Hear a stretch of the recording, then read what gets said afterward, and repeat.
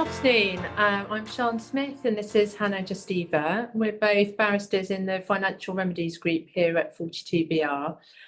Thank you for joining us for this Family Remedies update. This is the first webinar in our Financial Remedies series this summer. As usual, the recording will be on the website after the event. If you've got any questions, you can put them in the Q&A box and we will see if we've got time to answer them at the end of the session, or if not, we'll get back to you by email afterwards. So let's get started. The first topic tonight is going to be the new non-court dispute resolution provisions, which came into force in April this year. They followed really the conclusion that the previous rules hadn't been applied to the extent that was expected and hadn't been effective in diverting as many cases from court as had been intended. So non-court dispute resolution includes, for our purposes, there's some more options for children cases, but for financial cases, includes mediation, arbitration, private FDRs, collaborative law processes. So the new rules are in the same place the old rules were, which is part 3 of the rules. And the fundamental change there is the court now has a duty to consider non-court dispute resolution and whether it's appropriate at every stage of the proceedings. If the court requires it, you have to file a form FM5, which is the detail of that is set out there, setting out views about using NCDR. The court also has to consider if a MIAM took place. So this is improving the MIAM protocol to make sure that it has some more teeth, really. So the job of the court will be to consider whether a MIAM took place, if an exemption was claimed, and whether any other mediation was attempted. That's the first sort of stage. The requirements to attend a MIAM have been tightened up and expanded, with the mediator having to explain and consider all forms of NCDR to the parties attending. Exemptions have been limited, and the court is tasked with considering under the rules whether a MIAM exemption has been claimed that is not valid, or, oh, I think we've lost our slides. I'll carry on anyway, or is no longer applicable. Here's an important point in respect of MIAMs, which is that if the court finds that a MIAM exemption was not validly claimed, say, for example, if a case was said to be urgent, which wasn't, then the court will direct the parties to attend a MIAM and can adjourn for that to happen unless the court concludes that the MIAM requirement should not apply in all the circumstances of the case. So that is a significant change in respect to making sure that those MIAM requirements are complied with. There are also the prospect of cost consequences, which I'll come on to. Rule 3.4 also requires the court to consider where the timetabling of the proceedings allows it to give the parties time to encourage them to obtain information about NCDR and to attend. So, important question is, are these provisions going to have any more significant effect than was previously the case? Well, we get a good insight, I think, from the 2 cases. I can't turn the slide over, but you'll have them in due course once our technical support has finished helping us in the background. The first case is the case of X and Y. That's a decision of Mrs. Justice Knowles. Let me see if I can get you to it. Oh, that one. There we go. And this was a case that actually predated the change in the rules, but it's an important case nonetheless because it does consider the prospective new rules as they were then. And Mrs. Justice Knowles says the adversarial court process is not always suited to the resolution of family disputes. These are often best resolved by discussion and agreement outside of court arena, as long as that process can be managed safely and appropriately. And she goes on to give the quote that you have there on your screen about the court's expectation that there will be a serious effort made to resolve proceedings. Now, in this case, Mr. Justice Knowles also gave some consideration to the civil case of Churchill and Merthyr Tydfil, in which the Court of Appeal held that in some civil proceedings, the court does have the power to compel parties to engage in NCDR or to stay proceedings to allow for that to take place. And that, Mrs. Justice Knowles said, to assume that that decision was of limited relevance to family proceedings is unwise. She made the point about the similarity of the two sets of procedural rules. So that was a marker just before the rules came in. And we have another case more recently, case of NA and LA, that's a decision of Nicholas Allen KC, sitting as Deputy High Court Judge. It was an interesting case in that two ex parte applications have been made, one for occupation order, one for freezing orders, and they both came before the High Court ex parte. At the ex parte hearing before Mr. Justice Peel, he encouraged the use of NCDR and was faced effectively with the wife's position being that disclosure was required first within the court process. And the indication at that stage from the court was, well, that's not necessarily a bar to NCDR. So it came before for the on notice hearing. And again, the wife's position was that all has to wait until after we've had disclosure, because the wife doesn't really know what the assets are, and it will just be a green light to the husband to delay and cause obfuscation, I think. So the decision was against the wife in that respect.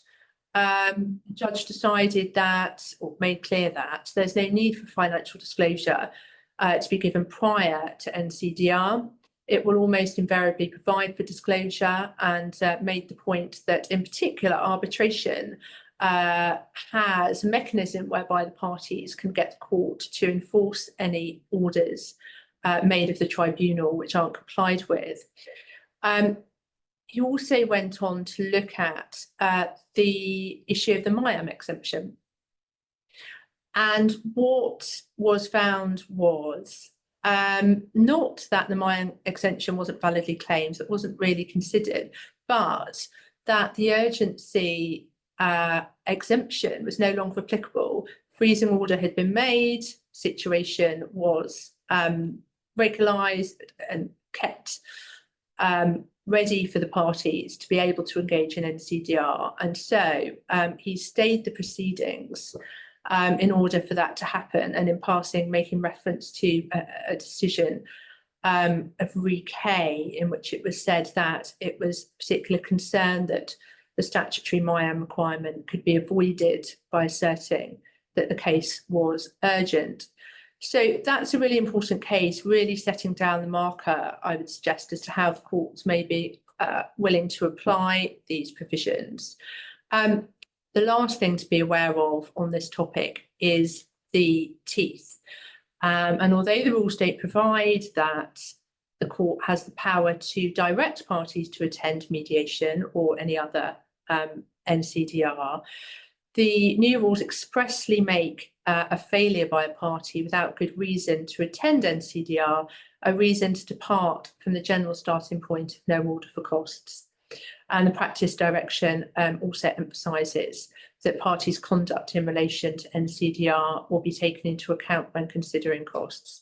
So it's essential for us at that outset to ensure that we've taken steps to advise our client in respect of these issues, and to keep considering them at every stage, because it seems that the courts certainly will be.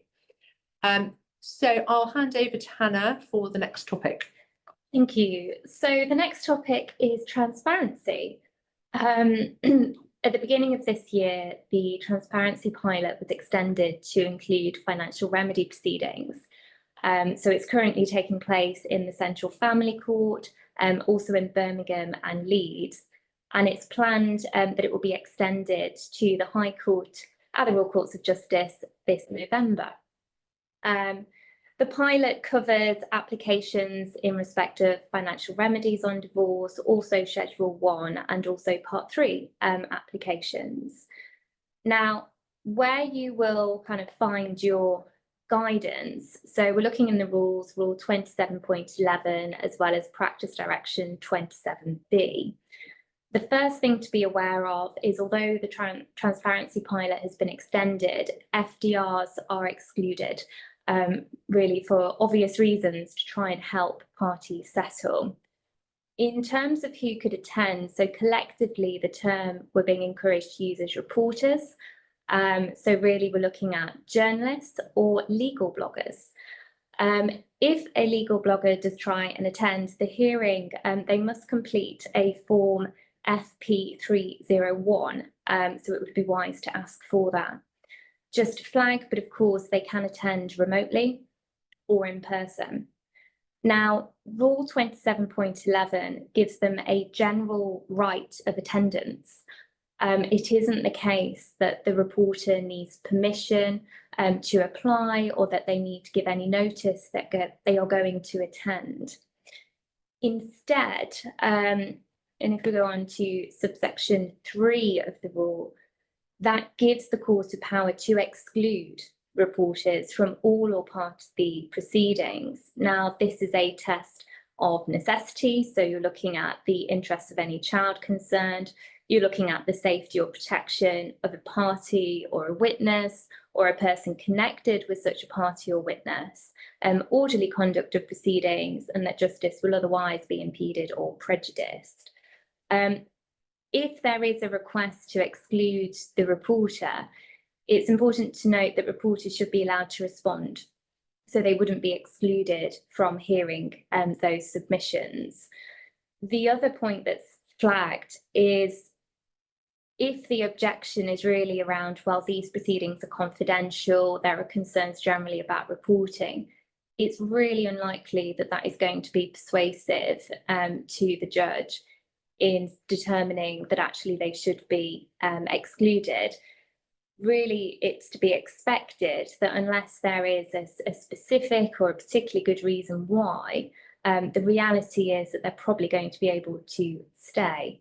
And it's obviously important that clients are made aware of that, ideally at the outset of when they start issuing litigation, but just to really flag that is a possibility when presumably they would be attending final hearings rather than first appointments, but obviously it's important they're aware.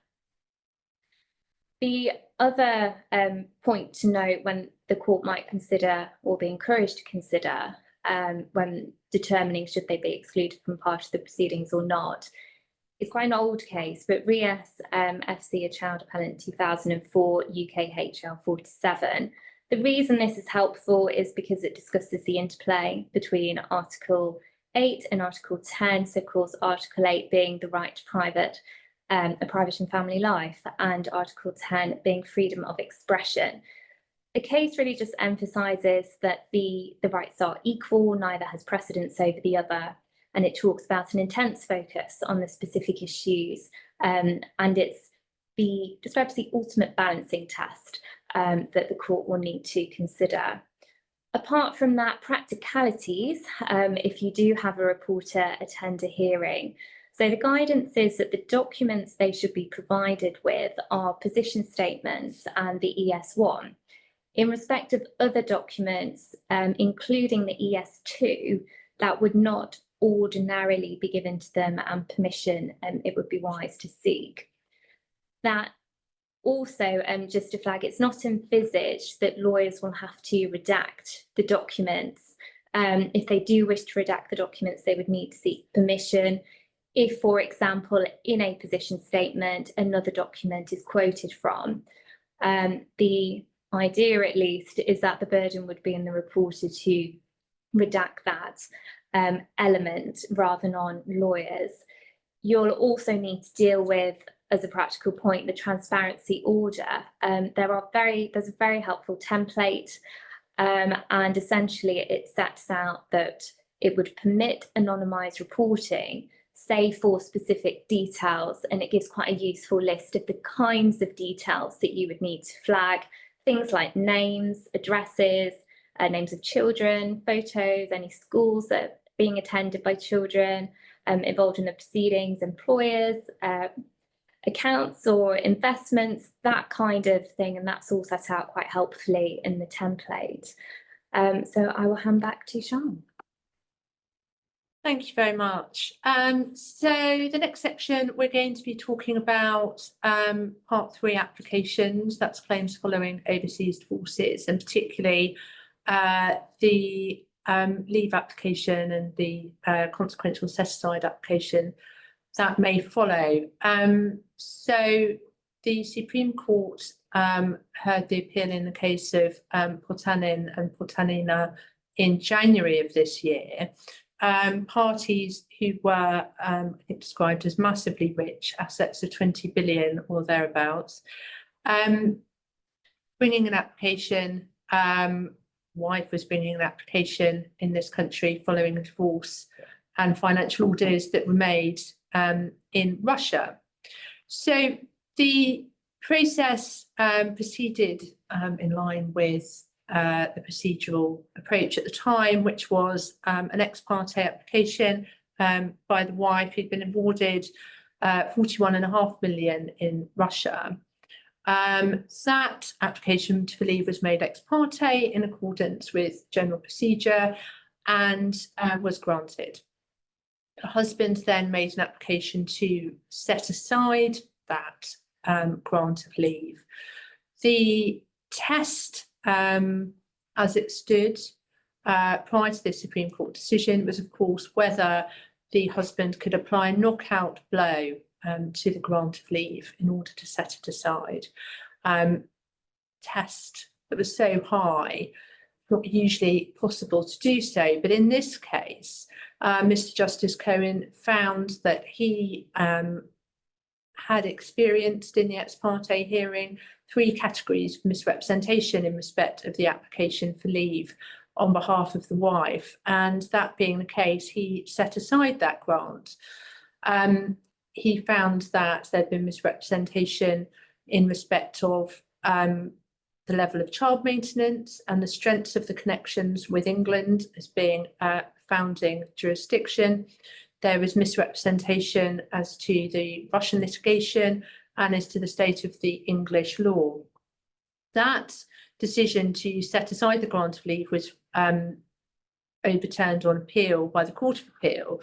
And so when the case came to the Supreme Court, the issues really were to determine whether the correct test was applied on the question of threshold to grant the leave in the first place, and then secondly on the application to set aside.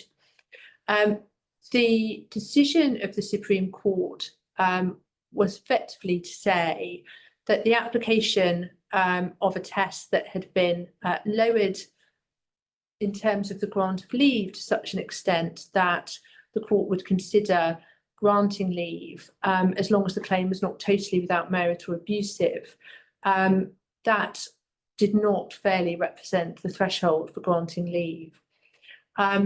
The grounds are substantial, meaning solid, and the guidance given by the Supreme Court in terms of application of an analogous test were to be in the context of a summary application. So the test being whether the claim should be allowed to proceed to a full hearing or it should be dismissed summarily.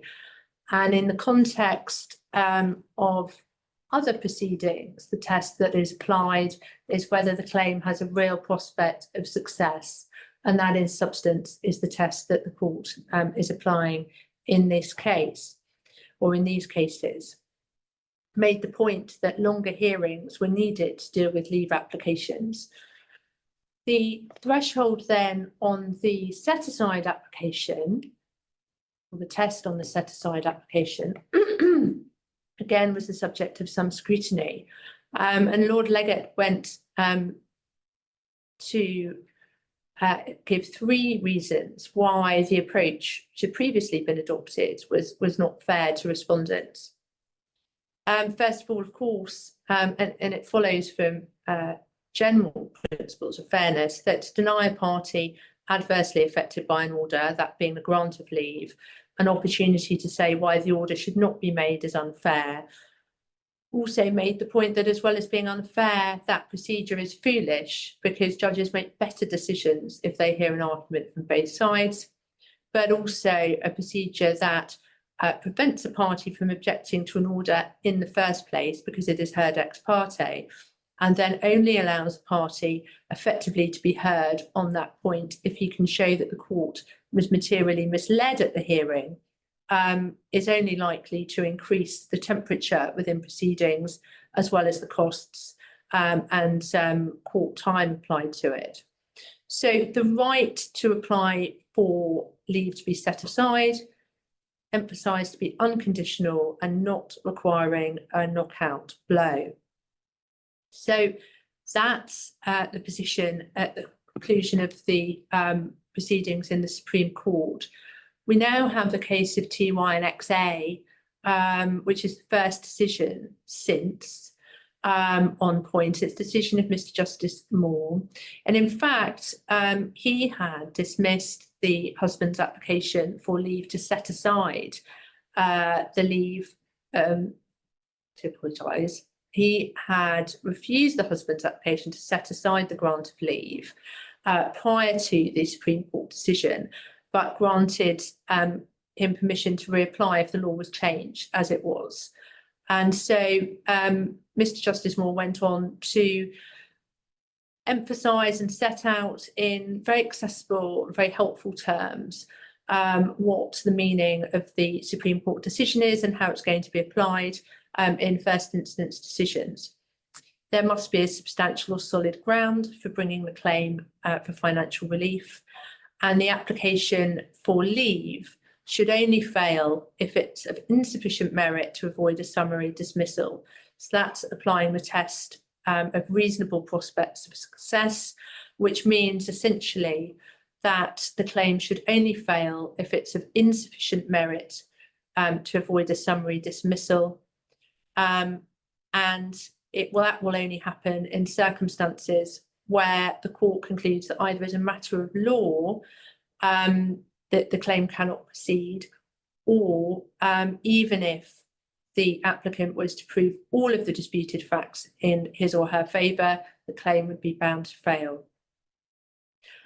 Or that the factual basis is fanciful because it's entirely without substance or conflicts with the underlying documents in the case. So that is the set test on the leave application expanded and made clear. The test then, if leave is granted on an ex parte basis, which will be less likely now, of course, following these 2 sets of decisions. The test on a set-aside application is exactly the same as on the initial application. There will be no higher test of requiring the non-attending respondent to show that there are compelling reasons or to identify a knockout blow.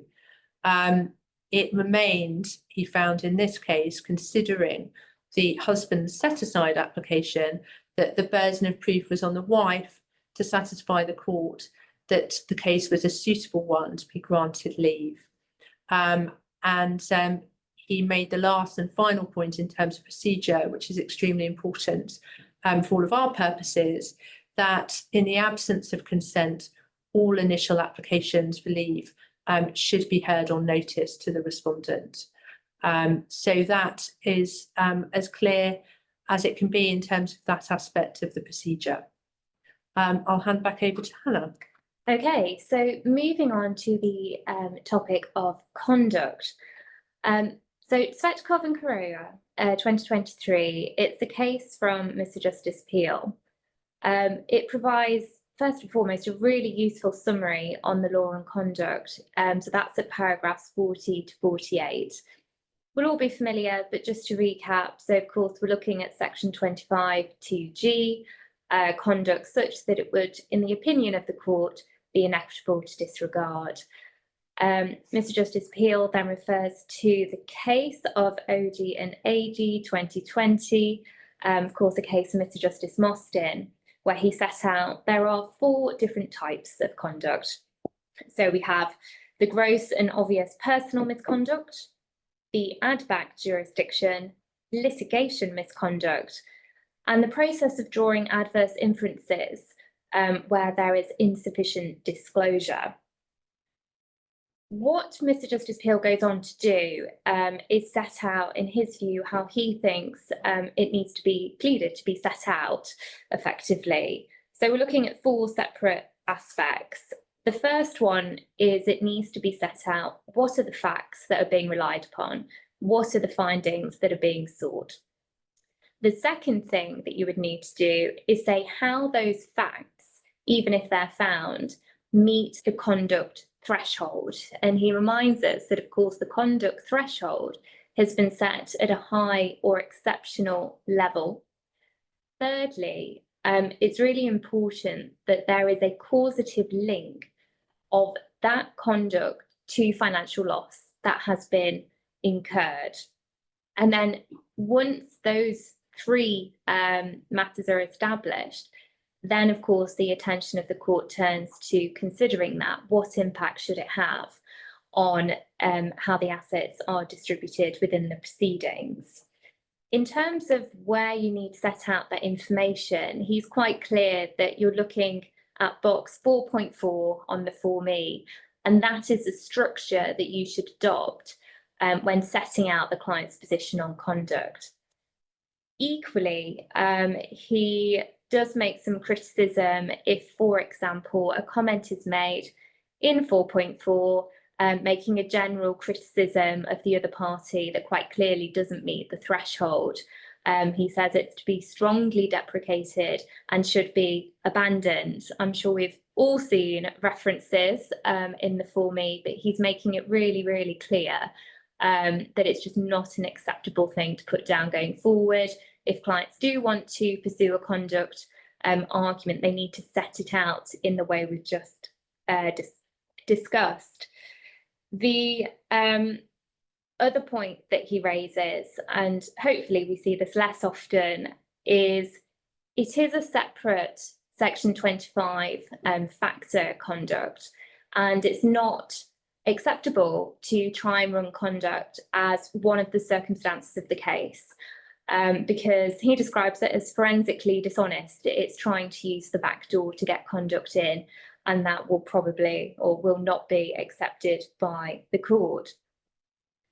Now, the reason this case is quite helpful, apart from setting out very clearly how this should be approached, is it's generated quite a lot of discussion in terms of what he went on to say.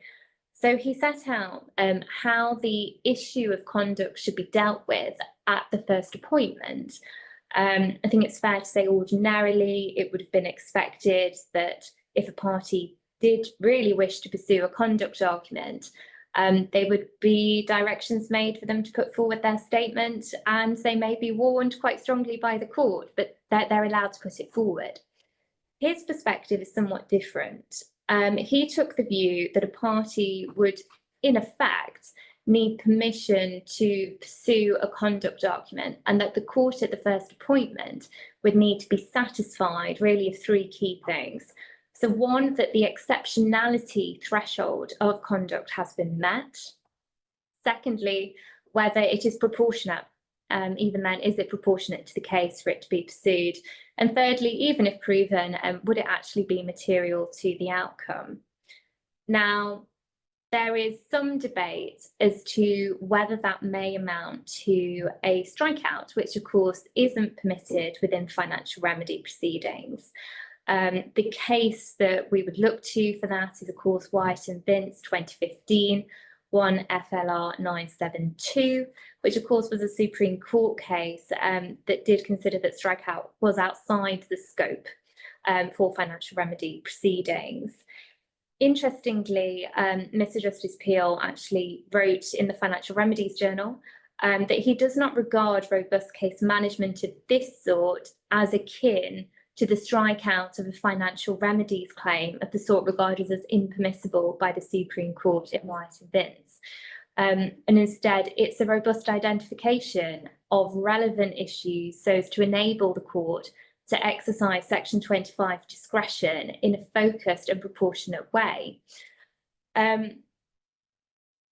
Practically, kind of where does this leave us? When I think first and foremost, if your client really does want to pursue conduct, it needs to be set out clearly. It needs to be set out clearly in the Form E.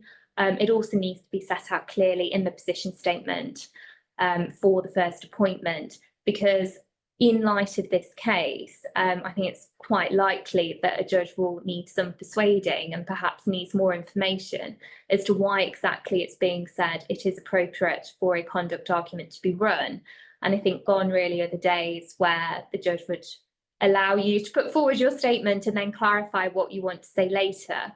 So it really needs to be set out already. The other thing is he did say that if it was deemed appropriate for a conduct argument to be run, short, focused narrative statements are the directions that you would be seeking, and that should be sufficient. In my experience, what I'm finding is judges like this case.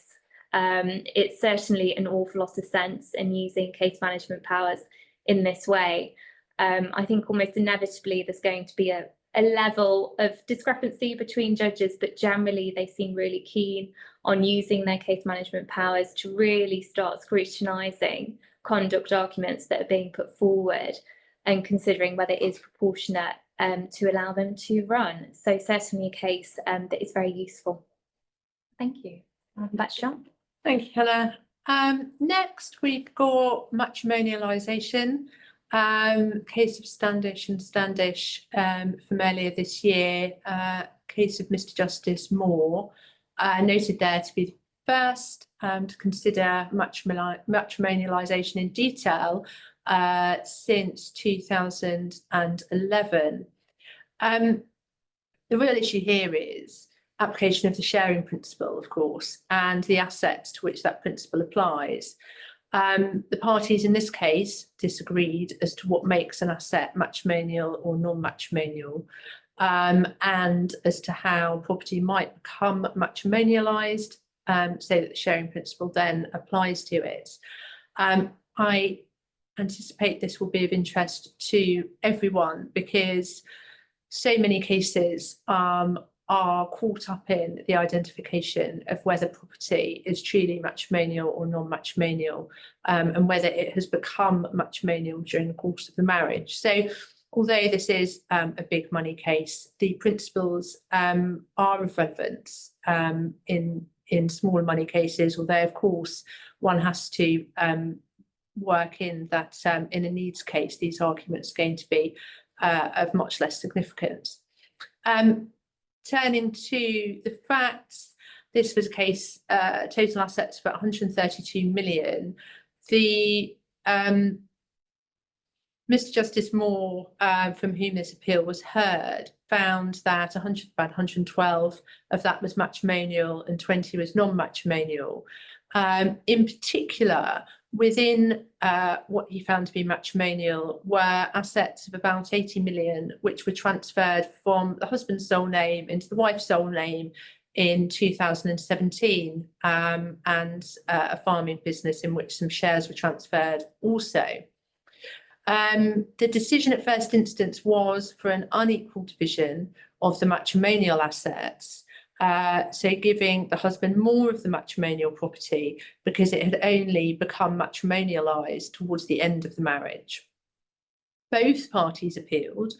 The wife, who had been awarded, I think, 45 million at that stage, appealed on the basis that the 2017 assets that had been the husband's sole property transferred to her sole name were non-matrimonial. And it was her case that the title of that property was the critical factor. So the fact that it had been transferred from the husband's sole name as non-matrimonial property belonging to the husband she accepted into her sole name meant that it became her non-matrimonial property at that stage, and that it was therefore not to be shared, albeit she did concede that even if it is non-matrimonial, there would be some sharing applied to it. She also argued that the court ought to give effect to how the parties chose to hold the assets in title during the marriage and effectively apply the unilateral assets line of case law, such as it is, to that marriage and those assets. The husband, for his part, also argued that the judge was wrong to say that these 2017 assets, as they called them, were matrimonial. It was his case that it was the source of the assets that was critical in the decision and not the title. They were the pre-matrimonial property of his, and they remained so, notwithstanding that he transferred them into the wife's name. And the Court of Appeal, faced with those two sets of arguments, undertook a very detailed consideration of the law in relation to matrimonial and non-matrimonial property. It is certainly recommended reading. I'm not going to take you through the detail of it, but it is very clear that the thread running through the case law from White and up to date in respect of matrimonial and non-matrimonial property makes clear that the source of the asset is the critical factor and not the title. So I think I should have moved on to the next slide. Oh, sorry, I'll get to that one. So that the wife's case was rejected entirely. The title was not the critical factor. That approach would run contrary entirely to the principles since White, and it would lead to a great deal of unfairness in terms of the outcome. The use of the term separate property was rejected. The proper terms are matrimonial or non-matrimonial, marital and non-marital, and the concept of matrimonialisation itself, as explained by Lord Justice Moylan, as being about when an asset or assets which were at one stage non-matrimonial might be included within the sharing principle. And he made clear that the concept of matrimonialisation is to be applied narrowly. So he proposed a reformulation of the situations that were identified by Lord Justice Wilson in the case of K&L as follows: that the matrimonial property would include the percentage of the party's assets or of an asset which was said to reflect the product of the marital endeavour. So that would be the matrimonial property as we understand it, of course. The non-matrimonial property on the other side of that is that which is reflected of non-marital endeavour. And one then has to consider the extent to which that non-matrimonial property has been mixed with matrimonial property, which leads to the conclusion that in fairness, it should be included within the sharing principle. And so that gives us the clear guidance that it is not necessarily as cut and dried as saying that the property has been mixed and therefore it is matrimonial and therefore the sharing principle applies. Part of that understanding and decision is whether the mixing of the property means that in fairness it should be included within the sharing principle, and there's an assessment of fairness within that process. The quote on screen deals with the proposition put forward by the wife that there should be sharing applied to the non-matrimonial property. That is not ruled out, but is a derogation from principle. The last quote, of course, just deals here with Lady Hale.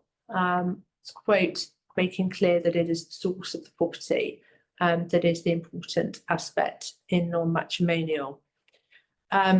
So the court, in applying all of that to the facts, reapplied the principles and found that the husband's the property transferred to the wife in 2017 remained the non-matrimonial property of the husband, and reapplying the sharing principles to the decision making, the wife's award was in fact reduced on appeal from 45 million to 25 million.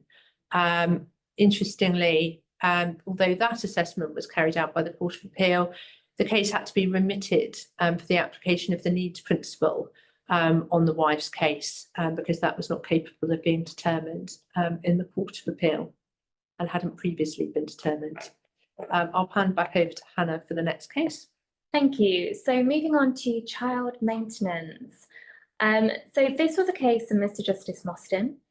And if you do have a case where we're talking about just standard child maintenance is a factor, it's a really important case to be aware of.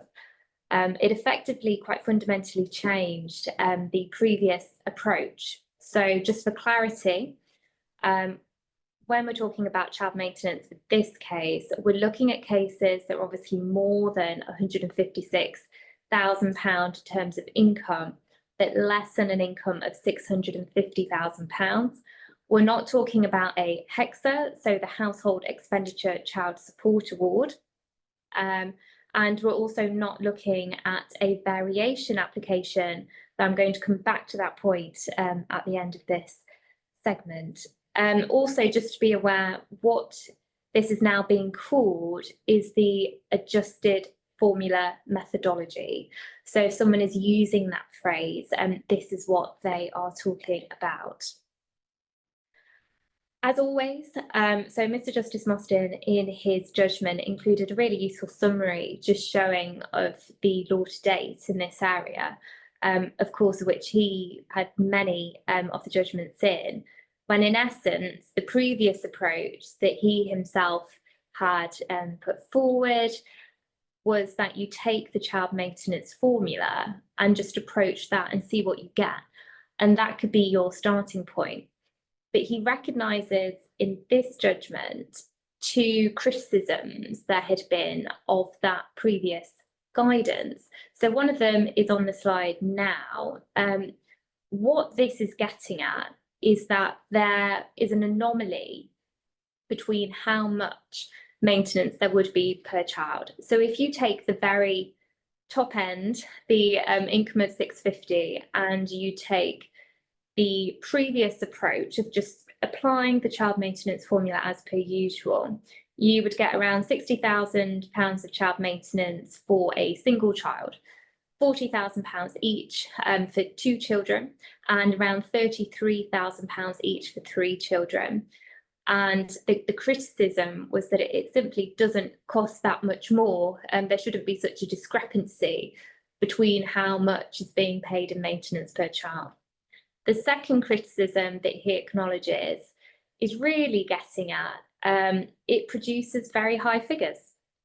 If you take that approach, the child maintenance that would be suggested is high, and that is a second criticism. So interestingly, what he did in the judgment is say effectively he agrees it should be adjusted, that it should be changed. He emphasised that the adjusted formula methodology is not appropriate if there are 4 or more children, so only looking up to 3 children. If the income is more than £650,000 per year, if the income of the payer is largely unearned, it's also not appropriate. And it's also not appropriate if the payer lives on capital. What he did say in respect of the updated guidance is that it is just a loose starting point, which a decision maker, so which the court, can summarily choose to accept or reject without fear of appellate review.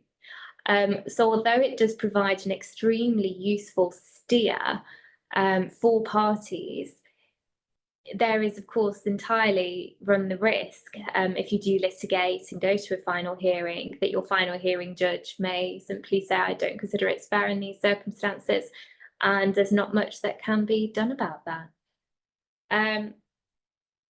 What it does, the effect of this, is rather horrible tables. But if you bear with me, if you look at the very last entry, so we're looking at the 650, we're looking at the 59700, 39800, 33100. That's where he got the figures in his judgment, and these are attached to the judgment. So if you keep those figures in mind, this even more horrible looking table shows you what happens under the new adjusted formula methodology. Again, go to the very end, 650 I'm looking at, and I'm just looking at per child, so column A. So 27,100, 25,000, 23,200. And I think that just really helps to emphasise the difference this guidance has made. That's a huge reduction in terms of the child maintenance that is now being suggested to be used. And there's a very helpful link on the Financial Remedies Journal, for example, where you can input the figures relevant to your case, and it will tell you what it is. You don't need to navigate these tables. But it just really emphasises how big a difference this is going to make to cases and settlements going forward. So, returning to the point that it's not appropriate for a variation application, although that is very clear in Mr. Justice Mostyn's judgment, it's important just to be aware of this case. So this is Durrani and Galbraith Martin 2023 EWFC 141. This is a case of Mr. Justice Cobb. Essentially, what happened, it's a Schedule 1 application made by the father to vary or set aside, in part, the terms of a previous consent order, and the part he wanted to set aside was regarding child maintenance. The consent order was agreed as a result of negotiations before Mr. Justice Mostyn himself. The father argued that he had agreed the child maintenance figures because they had been expressly promoted by Mr. Justice Mostyn as the correct approach, which of course was the case prior to James and Seymour coming out. But of course, following James and Seymour, he has now advocated a different methodology. And therefore, perhaps unsurprisingly, the father sought a variation in line with the adjusted formula methodology. Mr. Justice Cobb's take on this, on the father's application, was he recognised that the previous guidance had, in his word, effectively been abandoned by Mr. Justice Mostyn, and therefore, in his view, invalidated the fundamental assumption on which that consent order was made. So he did grant the father's application. When it's interesting, because of course, because there's such a difference in the figures, it wouldn't at all be surprising if there are individuals that want to come back to try and vary it. When James and Seymour was very clear, it's not appropriate for variation applications. But I think this case is useful to bear in mind, and it will be interesting to see what happens going forward. So I'll hand back to Siân. Thank you. So I'm going to talk now about the case of HO and TL. It's a case from last year, but it's an extremely helpful and interesting case on the topic of company valuations, private limited company valuations, that is. We don't need to worry about the facts in this one. It's a decision of Mr. Justice Peel, and extremely helpful, as so many of his judgments are, in setting out the law very clearly.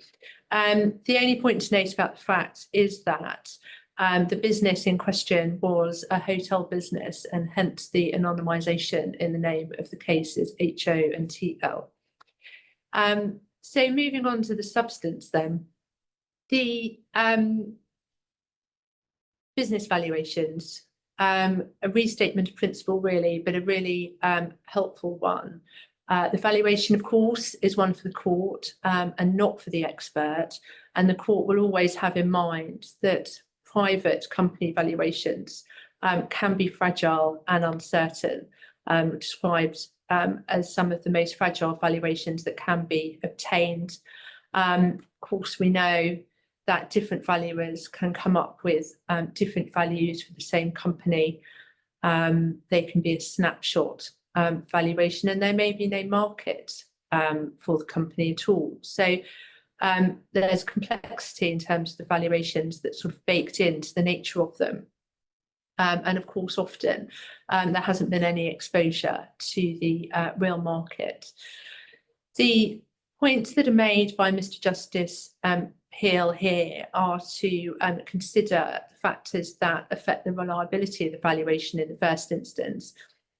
So they will be whether it's possible to identify any comparables and how niche the business is, how the business is to be valued, so on a net asset basis or on one of the income approaches, the extent of the party's interests, are they minority shareholders or do they retain the entire shareholding, any third party interests, shareholders agreements, whether the figures are in any way volatile in terms of turnover, the reliability of the forecasts and the assumptions that might underpin the valuations and whether they're actually in dispute within the proceedings. So in terms of taking all of that into account, of course, the court still has to make a decision about what to do with the company once it features in a financial remedies case. And it really has three choices. One is to fix a value for the company and to apply that. The next is to sell the asset, see what it makes effectively and divide the proceeds.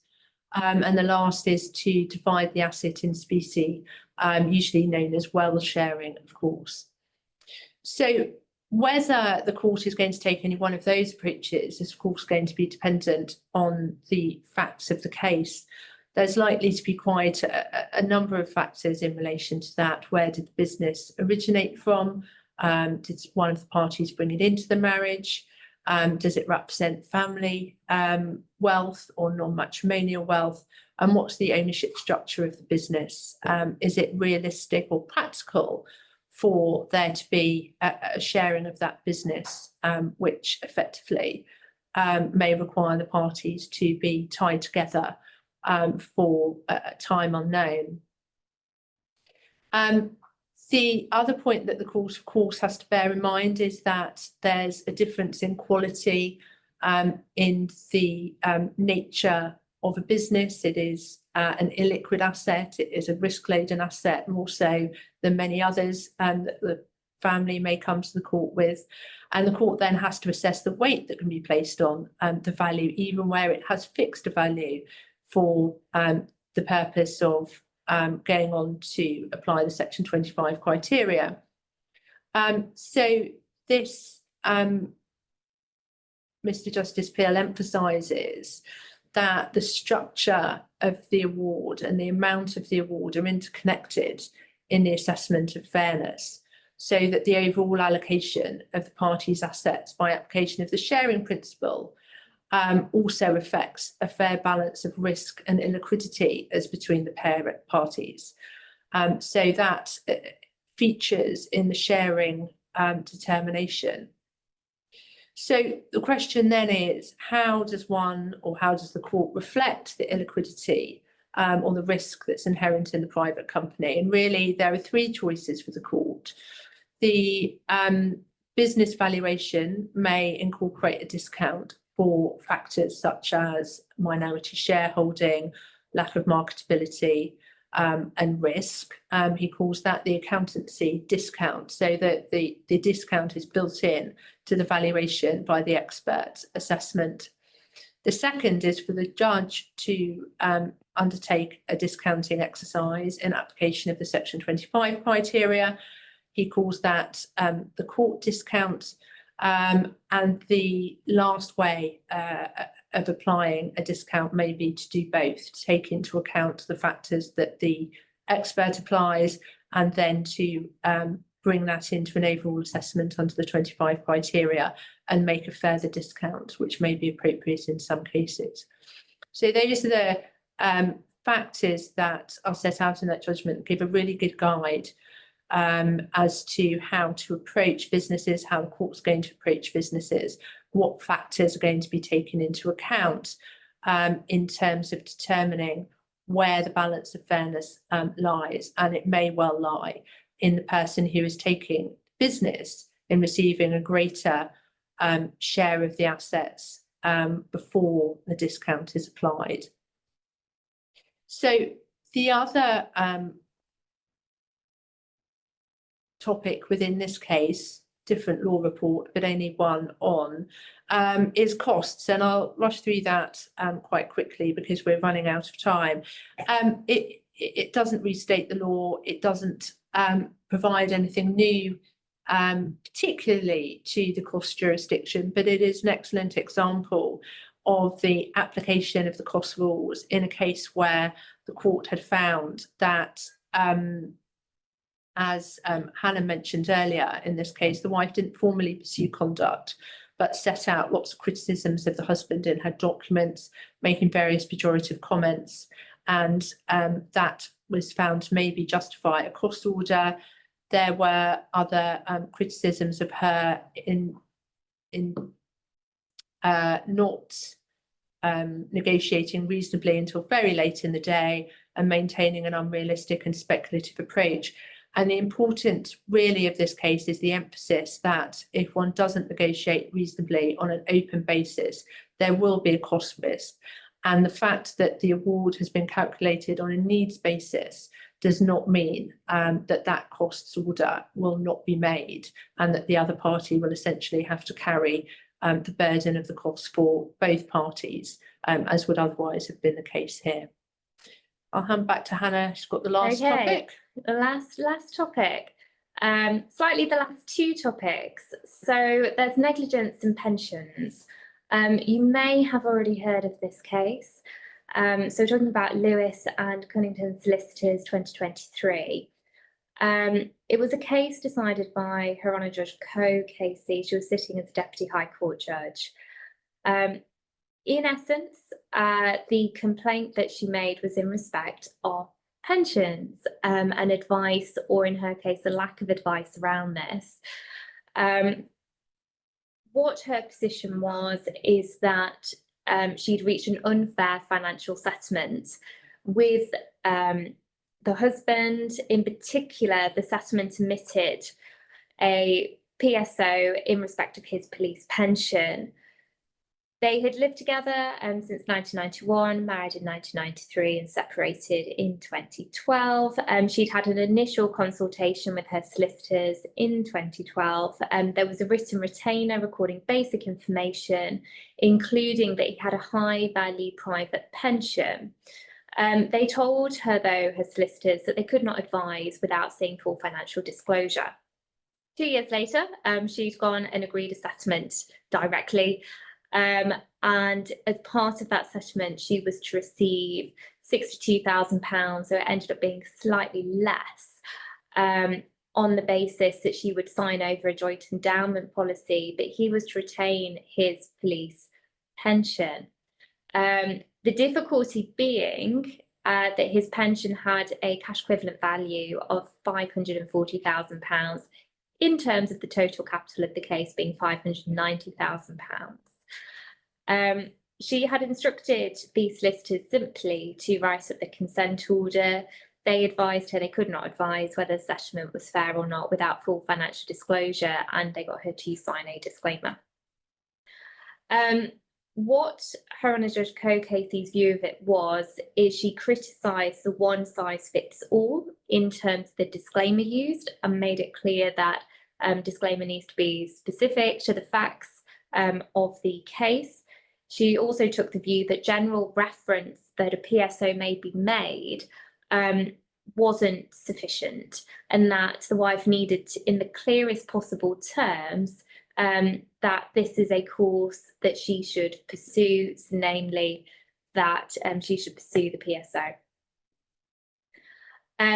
Also, in her view, and I think probably the most important thing to take away from this case, is that although there wasn't full financial disclosure, there was sufficient information to be able to give some advice in respect of the pension, and it was clear that it was very likely, if not inevitable, that a PSO needed to be made in respect of that pension. And she accepted that the solicitors wouldn't have been able to advise as to every last pound, but again, some positive advice was possible. And certainly the thing perhaps to take away is that if you can give advice, that if there is something you can immediately see, or it's reasonable that you can see, do give the advice. And of course you can qualify it, and it's always dependent upon further information. But it's not simply acceptable to say, well, there isn't full financial disclosure and therefore I cannot advise. So moving on to the final topic, this of course is pensions. This is a useful case. This is a case of His Honour Judge Hess, who of course has also been involved in respect of PAG 2 guidance, which we received at the beginning of this year. This is quite a helpful case because it refers to the PAG 2 guidance. He gives a very useful summary in respect of how to approach pensions on divorce at paragraphs 34 to 41.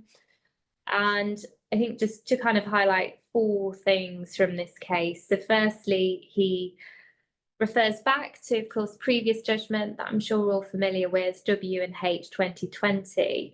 And in that case, he drew attention to PAG 1 and saying that prima facie it's persuasive in the areas it has analysed, so namely pensions, although of course susceptible to judicial oversight and criticism. He makes the point that that was not challenged so far as he is aware, and it's entirely appropriate for the court and the parties to take a similar view with PAG 2. Second thing is he just repeats what's said in the report about offsetting, and that the orthodox view is that pensions should be dealt with separately and discreetly from other capital assets. Now, I'm sure we've all had clients who are quite tempted to go down the offsetting route, but I think it's certainly helpful to advise them that if, for example, they could not settle, the court will be inclined to try and treat the pension separately, and that in any event, that's the approach that would generally be encouraged. He acknowledges that is not always possible, but that is generally desirable, is the way that he phrases it. Third point, and this relates to the quote on the slide, is about excluding part of the pension if it's not matrimonial. He reiterates that generally in a needs case, it would be wrong to apportion pensions so as to exclude the non-cohabitation/marriage element, in contrast to a sharing case where it may be appropriate. But the thing that he emphasises, and what is kind of developed a bit more in PAG 2 compared to the first report, is that you also have to look to the other Section 25 factors, and in particular, the duration of the marriage. So if, for example, it is a needs case, but you're also dealing with a short marriage, that is still relevant in terms of whether there should be apportionment or not. And he makes the point that the requirement of a nexus between the relationship and a financial need to be met by a matrimonial claim has long been recognised by the case law. So this is quite a useful case if you do have a client who's trying to apportion part of their pension on the basis they're saying it's non-matrimonial. You are in a needs case territory, but actually it's a relatively short marriage, and I think this would be quite a useful case to quote. Fourth point is the discussion in respect of a pensions report and whether it should include calculations for equality of income as well as equality of capital. So that's a bespoke calculation in terms of capital that isn't by reference to the cash equivalent value. The standard template, as he makes a point, does include it. And certainly when I've seen directions or been discussing directions in respect to pensions report, I find that more frequently than not, it is included. What His Honour Judge Hess does is kind of ask us all, I think, to pause and consider if that is actually necessary.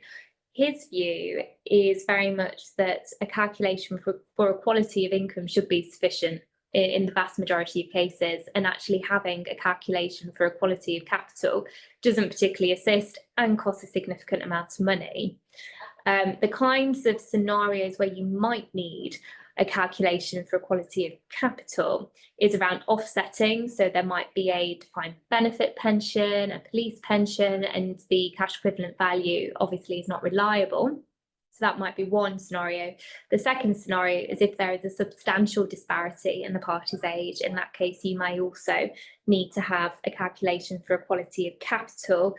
That gets into discussions as to, for example, if you are to receive 20,000 for 10 years or 10,000 for 20 years, is that equal? Is that not?